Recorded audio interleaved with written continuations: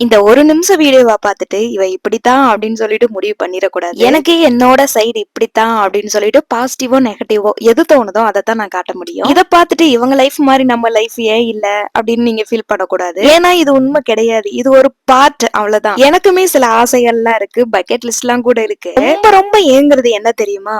ஜாலியா எந்திரிச்சு விதவிதமா ட்ரெஸ் பண்ணிட்டு நம்மளும் ஃப்ரெண்ட்ஸோட ஜாலியா ஆபீஸ் போலாம், வெளியே போலாம் அப்படின்லாம் எனக்கும் தோணும். பட் எண்ட் ஆஃப் த டே எனக்குன்னு ஒரு பேபி இருக்கு. அந்த பேபியை என்ன தவிர யாரும் பாத்துக்க முடியாதுன்ற சிச்சுவேஷன் எனக்கு. அதையும் பார்த்துட்டு என்னால என்ன பண்ண முடியும் வீட்டுல இருந்துட்டு அப்படின்னு நினைச்சிட்டு தான் நான் பண்ணிட்டு இருக்கேன். ஆஃப்டர் டெலிவரிக்கு அப்புறம் எனக்குமே யாராச்சும் என்ன மோட்டிவேட் பண்ண மாட்டாங்களா அப்படிலாம் நிறைய நாள் தோணி இருக்கு. நிறைய பேர்கிட்ட இதை சொல்லி ஏங்கியும் கூட இருந்திருக்கேன். இப்பதான் இந்த மரமண்டைக்கு புரியுது, உன்னையெல்லாம் யாரும் தூக்கி விட மாட்டாங்க, நம்மளாதான் நம்மள மோட்டிவேட் பண்ணிட்டு நம்மளுக்கு பிடிச்சதா செய்யணும் அப்படின்னு. நானுமே டிப்ரெஷன்ல இருக்கதான் செய்யறேன். எனக்குமே சில டைம் தோணும், ஒரு நாள் ஃபுல்லா 3 நேரமும் நம்மளுக்கு யாராச்சும் சமைச்சு தர மாட்டாங்களா அப்படின்னு. பட் இதுதான் ரியாலிட்டி.